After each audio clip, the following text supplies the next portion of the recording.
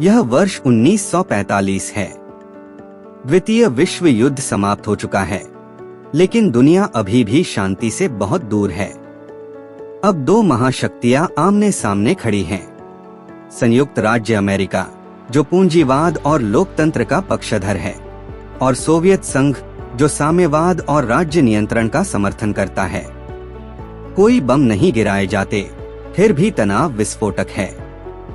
यह विचारधाराओं, तकनीक, प्रभाव और डर की लड़ाई है, जो राजनीति, अंतरिक्ष, खेलों और यहाँ तक कि संस्कृति में लड़ी जाती है। यह सेनाओं का युद्ध नहीं था, बल्कि यह दिमागों का युद्ध था। एक ऐसा युद्ध जिसे हम कहते हैं द कोल्ड वॉर।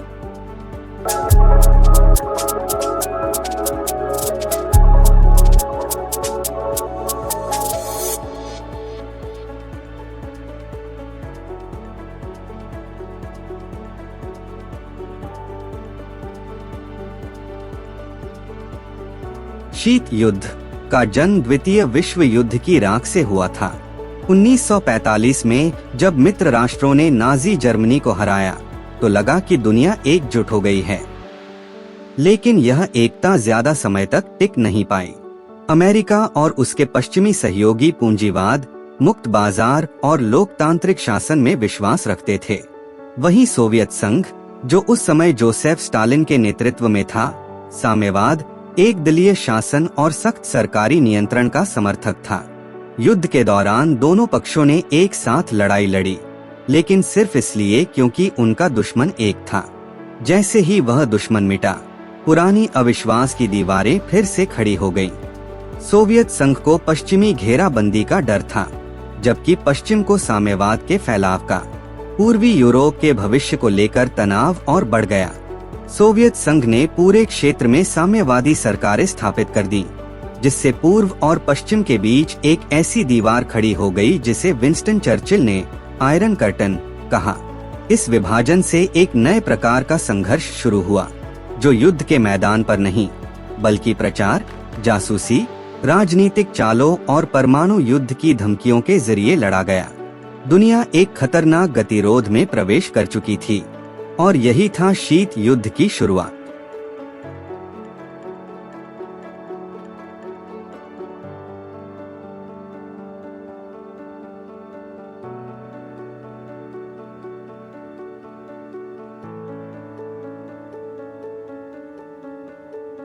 सन 1948 में बर्लिन शीत युद्ध का पहला बड़ा मोर्चा बन गया।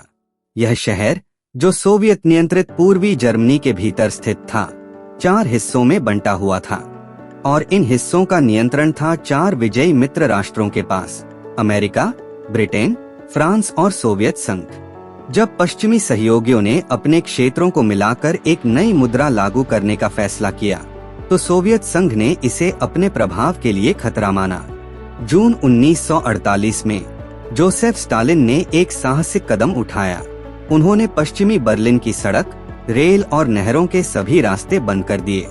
अचानक शहर के 20 लाख निवासी पूरी तरह से अलग थलग पड़ गए। उनके पास न तो खाना था, न ईंधन, न जरूरी सामान। अब पश्चिम के सामने एक कठिन विकल्प था, या तो बर्लिन को छोड़ दें या कोई नया रास्ता खोजें। उन्होंने आसमान चुना। लगभग 1 साल तक अमेरिकी और ब्रिटिश विमानों ने दिन रात उड़ान भरकर शहर को जरूरी चीजें पहुंचाईं, कोयले से लेकर दूध तक। और इस अभियान को इतिहास में बर्लिन एयरलिफ्ट के नाम से जाना गया। मई 1949 तक सोवियत नाकेबंदी विफल हो चुकी थी। पश्चिमी सहयोगियों ने अपनी दृढ़ता साबित कर दी थी, और बर्लिन सोवियत दबाव के खिलाफ एक शक्तिशाली प्रतीक बन गया था।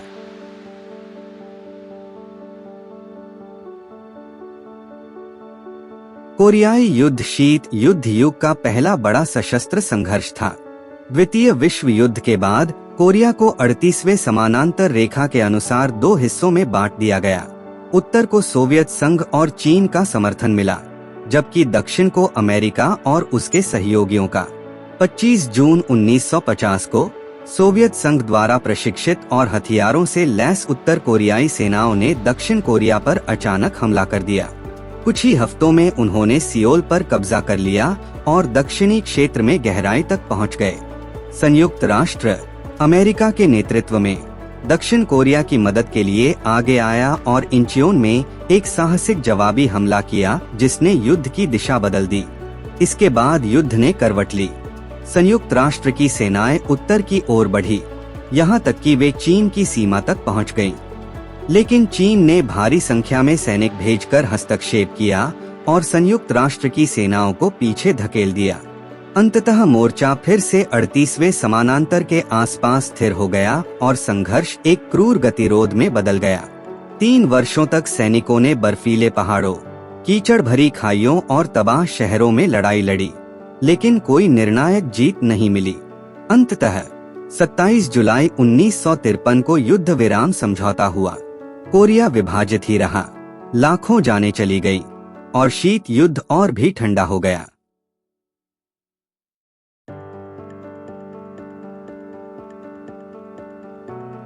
अक्टूबर 1962, दुनिया परमाणु युद्ध के कगार पर खड़ी थी। शीत युद्ध पहले ही तनावपूर्ण था, लेकिन अब अमेरिका और सोवियत संघ आमने सामने अपने सबसे खतरनाक टकराव में फंस चुके थे।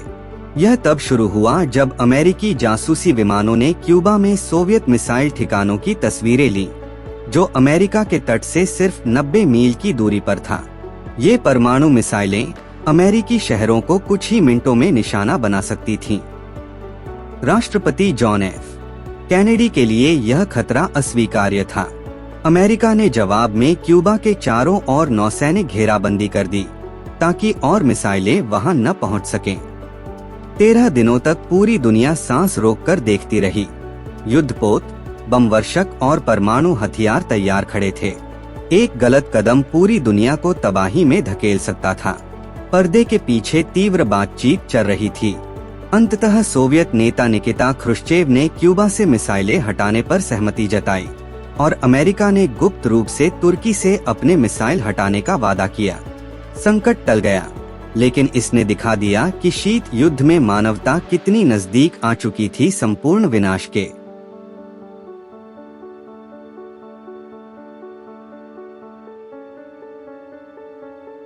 वियतनाम युद्ध शीत युद्ध का सबसे लंबा और सबसे विवादास्पद संघर्षों में से एक था।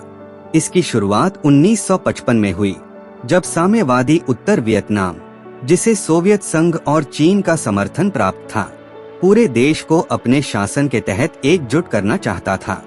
दक्षिण वियतनाम में अमेरिका ने एक साम्यवाद विरोधी सरकार का समर्थन किया, जिसका उद्देश्य था डोमिनो प्रभाव को रोकना, यानी दक्षिण पूर्व एशिया में साम्यवाद के फैलाव को थामना। जो शुरू में एक सीमित अमेरिकी सलाहकार मिशन था, वह जल्द ही एक पूर्ण युद्ध में बदल गया। अमेरिकी सैनिक वियतनाम में बड़ी संख्या में पहुंचे, साथ लाए आधुनिक हथियार और हवाई ताकत। लेकिन उत्तर वियतनामी सेनाएं और उनके सहयोगी वियतकॉन्ग ने छापामार युद्ध छेड़ दिया। उन्होंने घने जंगलों, भूमिगत सुरंगों और अचानक हमलों का इस्तेमाल कर दुश्मन को थका दिया। यह लड़ाई बेहद क्रूर थी। दोनों पक्षों को भारी नुकसान हुआ। युद्ध की तस्वीरें और वीडियो पूरी दुनिया में प्रसारित हुए, जिससे अमेरिका में बड़े पैमाने पर विरोध प्रदर्शन शुरू हो गए। वर्षों तक चले बमबारी अभियानों और जमीन पर भीषण लड़ाइयों के बावजूद अमेरिका जीत हासिल नहीं कर सका। 1973 में अमेरिकी सेनाएं वापस लौट गईं और 1975 में उत्तर वियतनामी सैनिकों ने सैगोन पर कब्जा कर लिया। देश अब साम्यवादी शासन के तहत एकजुट हो चुका था। वियतनाम युद्ध ने गहरे जख्म छोड़े, लाखों लोग मारे गए, एक पूरा देश तबाह हो गया और शीत युद्ध की छाया और भी गहराई तक फैल गई।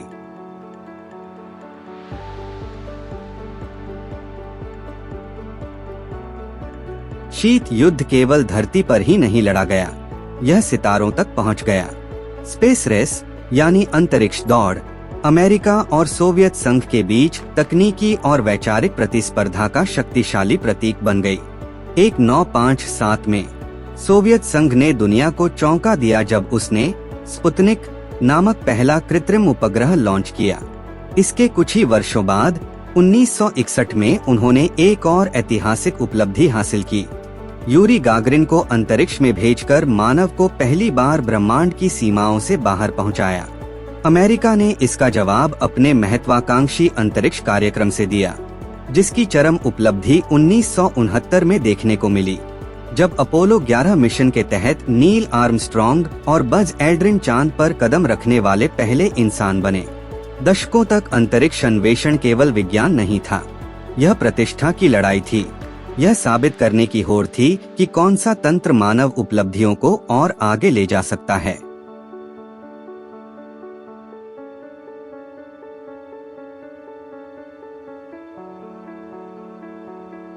जब रॉकेट अंतरिक्ष की ऊंचाइयों को छू रहे थे, तब धरती पर एक और दौड़ चल रही थी, और यह कहीं ज्यादा खतरनाक थी। आर्म्स रेस यानी हथियारों की दौड़ में दोनों महाशक्तियों ने परमाणु हथियारों का विशाल भंडार इकट्ठा कर लिया, हर एक इतना शक्तिशाली कि पूरी दुनिया को कई बार तबाह कर सकता था। नई और भी विनाशकारी तकनीकों का विकास हुआ। अंतर्महाद्वीपीय बैलिस्टिक मिसाइलों से लेकर परमाणु ऊर्जा से चलने वाली पनडुब्बियों तक, हर पक्ष बढ़त बनाए रखने की कोशिश में लगा था। म्यूचुअली अश्योर्ड डिस्ट्रक्शन यानी आपसी सुनिश्चित विनाश का सिद्धांत यह कहता था कि अगर एक पक्ष हमला करता तो दूसरा भी उतनी ही या उससे ज्यादा ताकत से जवाब देता और दोनों का सर्वनाश तय होता। यह एक तनावपूर्ण, महंगी और भयावह प्रतिस्पर्धा थी, जिसने शीत युद्ध की उस स्थायी डर की छाया को परिभाषित किया।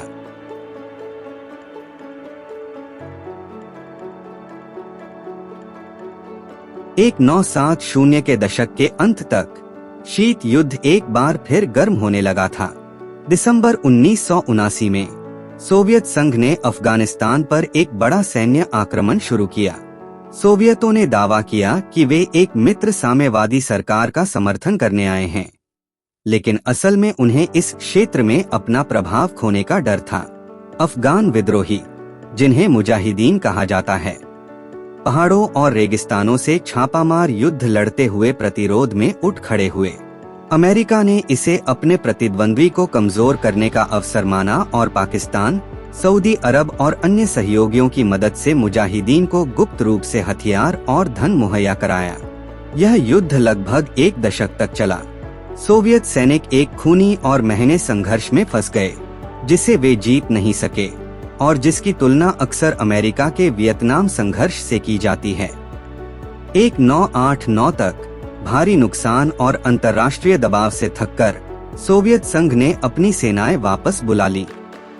यह आक्रमण सोवियत संसाधनों को चूस चुका था, उसकी प्रतिष्ठा को नुकसान पहुंचा चुका था और शीत युद्ध के अंत की दिशा में एक निर्णायक झटका साबित हुआ।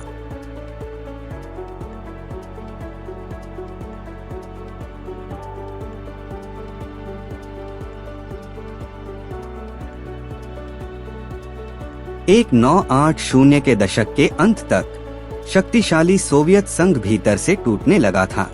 वर्षों की आर्थिक जड़ता, महंगी हथियारों की दौड़ और अफगानिस्तान में खर्चीले युद्ध ने उसकी ताकत को कमजोर कर दिया था। 1985 में मिखाइल गोरबाचेव सत्ता में आए और उन्होंने साहसिक सुधारों की शुरुआत की। ग्लासनोस्त, जिसका अर्थ था पारदर्शिता, और पेरेस्ट्रोइका यानी पुनर्गठन, ताकि व्यवस्था को बचाया जा सके। लेकिन इन बदलावों ने सोवियत संघ को पुनर्जीवित करने के बजाय उसकी विशाल साम्राज्य में स्वतंत्रता और आजादी की मांगों को जन्म दे दिया। 1989 में विभाजन का एक प्रतीक गिर गया। बर्लिन की दीवार और पूर्वी यूरोप के देश सोवियत नियंत्रण से मुक्त हो गए। कम्युनिस्ट पार्टी की पकड़ कमजोर पड़ने लगी और सोवियत संघ के भीतर की गणराज्य स्वतंत्रता की घोषणा करने लगे। 25 दिसंबर 1991 को क्रेमलिन से आखिरी बार सोवियत झंडा उतारा गया। सोवियत संघ समाप्त हो चुका था और उसकी जगह 15 स्वतंत्र राष्ट्रों ने ले ली। शीत युद्ध, जिसने लगभग आधी सदी तक वैश्विक राजनीति को परिभाषित किया था, अब समाप्त हो चुका था, न किसी परमाणु विस्फोट के साथ बल्कि एक महाशक्ति के शांत पतन के साथ।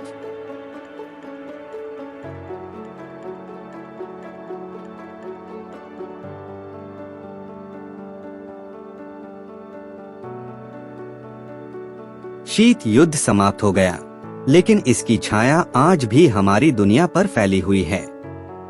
लगभग आधी सदी तक इसने हर महाद्वीप की राजनीति, अर्थव्यवस्था और समाज को आकार दिया।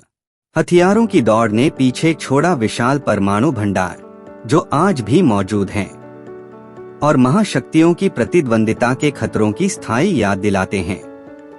अंतरिक्ष की दौड़, जो कभी प्रतिस्पर्धा से प्रेरित थी, ने विज्ञान और तकनीक की अद्भुत प्रगति के द्वार खोले। उपग्रहों से लेकर अंतरिक्ष अन्वेषण तक, जो देश कभी विचारधाराओं से विभाजित थे, वे अब नई साझेदारियों और प्रतिद्वंदितियों का सामना कर रहे हैं, जिनकी जड़ें शीत युद्ध के इतिहास में गहराई तक फैली हैं। यूरोप का नक्शा बदल गया, लेकिन रूस और पश्चिम के बीच तनाव आज भी पुराने विभाजनों की गूंज है।